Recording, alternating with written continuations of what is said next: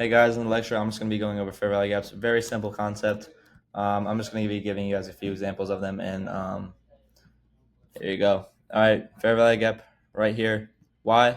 Because it's made up of three candles. First one right here, second one right here, and third one right here. What is there? There's a gap in between the first candle and the third candle of the wick.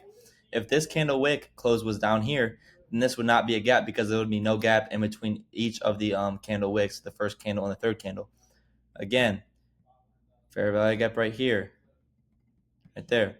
Okay, now I'll give you an example of why there wouldn't be a fair value gap. See this candle, and this candle. There's no gaps in the middle candle. You see what I mean? This candle right here, this wick would have to be closing all the way down here, where my cursor is, for it to have any sort of gap in between these three candles. So let me give you guys more examples. Down here, again, fair value gap, right there. Hold on, let me turn this off. Again, fair value gap right there. Fair value gap right here.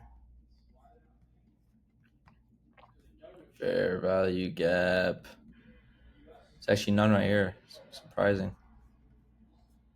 If there's no fair value gaps, so what fair value gaps are is it's a gap in the market where orders are not being filled. So that's why price rebalances to fair value gaps, and that's why they are such a strong confluence in trading. So again, fair value gap right here.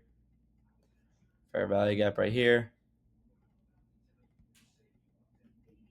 And basically, typically what these are is price will push down into the fair value gap. It'll create a fair value gap, and then price will want to fill the orders, and then it'll reject off of it. So this is normal fair value gap. In the next lecture, I'm going to be going over inverse fair value gaps, which is also a simple term.